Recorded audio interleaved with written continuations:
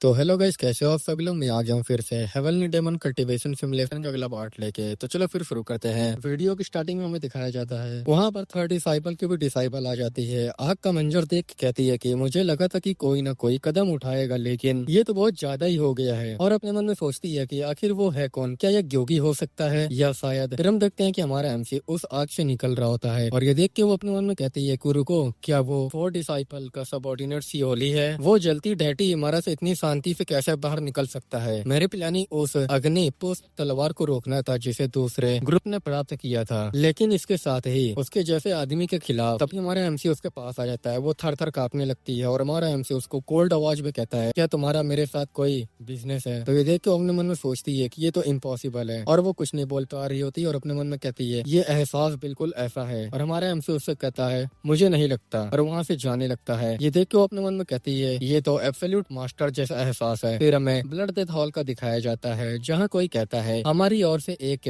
Trainer पहले disciple के subordinate और दूसरे डिसाइपल के सबऑर्डिनेट की डेथ है। तो पीछे से एक बंदा कहता है बूढ़ा आदमी, ये मामला हाथ से निकल रहा है, मुझे लग रहा है कि इससे बहुत बड़ी समस्या खड़ी हो जाएगा। तो ब्लड डेथ हॉल मास्टर कहता है ऐसा लगता है। तो पीछे वाला कहता है मैंने अपने तरीके से सिचुएशन की सच्चाई सामने लाने की कोशिश की, लेकिन पवेलियन मास्टर आपके विचार से हमें क्या करना चाहिए? तो पवेलियन मास्टर कहता है कि कलेक्टरी ट्रेनिंग कब एंड होगा? तो वो बोलता है कि 15 दिनों में। तो फिर मास्टर कहता है कि तो चलो तब तक के लिए इसे टाल देते हैं। तो वो कहता है कि क्यों? तो बताता है अगर हम इस समय इसकी रिपोर्ट करते हैं तो कलेक्टिव ट्रेनिंग ही बाधित हो जाएगा। अगर ऐसा होता है तो इस सत्र के लिए ब्लड स्टील स्क्वाड का ट्रेनिंग वहीं समाप्त हो जाएगा। तो पीछे वाला कहता है कि हाँ ये तो सच है, लेकिन बाद में ये घटना बेकाबू हो सकती है। तो पवेलियन मास्टर कहता है कि मुझे पता है कि तुम किस बात को लेकर चिंता कर रहे हो, लेकिन उस ये मेन ट्रेनिंग के लिए चिंता का विषय नहीं है। हमने उन्हें पहले ही चेतावनी दे दी थी कि ब्लड स्टील स्क्वाड ट्रेनिंग के दौरान उन्हें किसी भी जानलेवा संकट का सामना करना पड़ सकता है। अगर पर्सन की डेथ हो जाती है तो इसका सीधा सा मतलब है कि उन्हें चुनने वालों की दृष्टि या एबिलिटी में कमी थी। पहले हुए समझौते को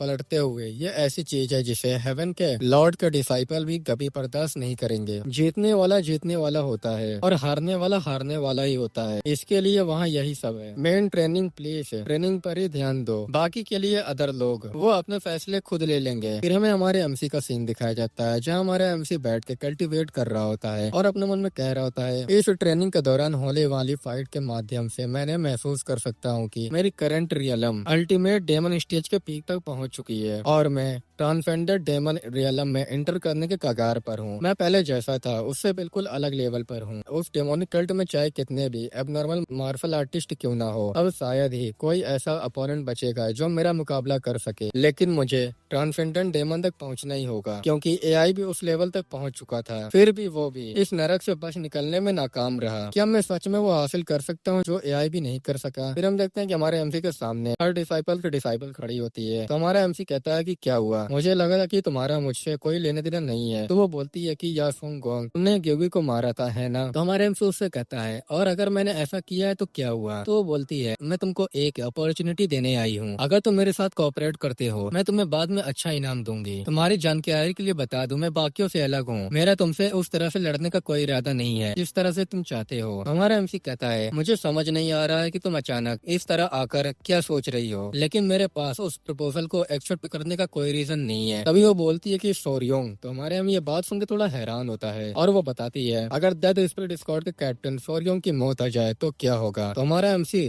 शॉक होकर उससे बोलता है तुम इस समय किस बारे में बात कर रही हो? और अपने मन में कहता है यो सोंग गोएन के मुंह से सोरियोंग का नाम क्यों निकल रहा है? तो वो बोलती है जैसे कि मैंने उम्मीद की थी, मेरा अनुमान सही निकला। तो हमारा एमसी कहता है कि आखिर सही क्या था? तो वो बताती है कि तुम्हारा बेपरवाह दिखने का प्रयास काफी भद्दा है। क्या तुम ये दावा करना चाहते हो कि वो तुमसे संबंधित नहीं है? तो हमारा एमसी अपने मन में सोचता है कि आखिर यहाँ पर क्या हो रहा है। हमारे एमसी के पास आके बोलती है तो क्या तुम मुझसे वादा करोगे? क्या तुमको इस बात की परवाह नहीं होगी कि हम उसे मारे या नहीं? तो हमारा एमसी गुस्सा आ रहा होता है और अपने मन में कहता है कि वो इस काम में पूरी तरह से जुट जाने के लिए डिटरमाइंड है। और हमारे एमसी से वो बोलती है ये पजलिंग है, मुझे नहीं पता था कि तुम इसे इतना महत्व दोगे किसी ऐसे पर्सन के बारे में जिससे तुम सिर्फ एक बार मिले हो। तुम्हारा एमसी अपने मन में कहता है कि एक बार, और अपने सर पे हाथ रख लेता है और वो बोल रही होती है अचानक और अनएक्सपेक्टेड एक्शन के पीछे हमेशा कोई ना कोई रीजन होता है और डेथ के सामने किसी की सच्चाई भावनाओं का प्रकट होना स्वाभाविक ही है। जब लोगों की अपनी जान खतरे में होती है तो वो सतर्क हो सकते हैं, लेकिन जब उनके आसपास लोग व्यर्थ ही मर रहे हों, भावुक मूर्ख अक्सर अपना असली रंग दिखा देते हैं। तो हमारा उससे कहता है कि क्या मैं तुम्हें भावुक मूर्ख लगता हूँ? तो बोलती है आखिरकार तुम फोर डिसाइबल के सबऑर्डिनेट हो। तुम जिन सभी लोगों से मिले उनमें से हमने सोरियोंग पर विशेष ध्यान दिया, जान पड़ताल की, हम गलत नहीं थे। तुम्हारा एमसी उससे कहता है क्या ऐसा है? फिर अगर मैं तुम्हें मार दूं इन सभी प्रॉब्लम का आसानी से समाधान हो जाएगा। तो बोलती है अगर तुमने ऐसा किया तो तुम कभी भी ब्लड डेथ हॉल मास्टर को अपने साइड में नहीं कर पाओगे। देखो मुझे काफी सबूत छोड़ने की आदत है। तो हमारा एमसी उससे थोड़ा सीरियस होकर कहता है कि मैं इतना छुपा सकता हूँ, मरते हुए लोग झूठ नहीं बोलते। तो बोलती है क्या तुम वाकई इसके लिए तैयार हो जब डेथ स्प्लिट स्क्वाड के कैप्टन की जान खतरे में है? हमारा एमसी कहता है कि क्या? तो बोलती है क्या मैंने पहले हम नहीं कहा था? अगर तुम खुद पहले करते तो शायद किसी तरह उसकी रक्षा कर सकते, लेकिन इस समय मेरा पूरा संगठन मेरे साथ है, इकट्ठा हो रहा है। क्या तुम इन सभी को एक साथ संभाल पाओगे? इसके अलावा क्या तुम सामूहिक ट्रेनिंग के दौरान खुद को इससे अलग भी कर सकते हो? अगर तुम कलेक्टिव ट्रेनिंग पूरा करने में फेल रहे तो ब्लड डेथ हॉल मास्टर को मनाना इम्पॉसिबल होगा। तो हमारा एमसी जोर जोर हंसने लगता है। तो थोड़ा सरप्राइज होकर कहती है तुम इस तरह क्यों हंस रहे हो? तो हमारा एमसी कहता है कोई रीजन नहीं, बहुत मजेदार है ये। तो बोलती है कि क्या तुमको मेरी बात समझ नहीं आ रही है? तो हमारा एमसी कहता है मैं ठीक से समझता हूँ, इसलिए मैं तुमको ये बात बता रहा हूँ। तुमने गलत अपोनेंट को चुना है। और अपने पास से कुछ निकालते हुए कहता है कि अगर तुम मुझे धमकाना चाहते थे तो तुम्हें उचित सबूत पेश करने चाहिए थे, और अगर तुम्हारे पास सबूत भी होते तो भी तुमको अपने अपोनेंट के व्यक्ति के बारे में पता होना चाहिए था। अगर तुम मेरी शख्सियत जानते तो तुमको धमकी देने के बजाय सुलह का प्रस्ताव रखना चाहिए था। इस तरह से तुम लोगों के लिए कम से कम आशा की एक किरण तो जरूर होती। और हम देखते हैं कि हमारे एमसी ने अपना एक नाइफ निकाल लेता है। ये देख के वो थोड़ा हैरान होकर कहती है, ये देख के वो थोड़ा हैरान हो जाती है और कहती है कि ये तो ग्योगी का है। लेकिन तभी अगले ही पल हमारा एमसी उसको वहीं जान से मार देता है और वहाँ पर उसके स्वord को फेंक देता है। और हमारा एमसी कहता है कि अगर मैं इस तरह से ग्योगी के निशान पीछे छोड़ देता हूँ, उन्हें कुछ समय तक ये पता नहीं चल पाएगा कि वह सच में इसके लिए कौन जिम्मेदार है। समस्या ये है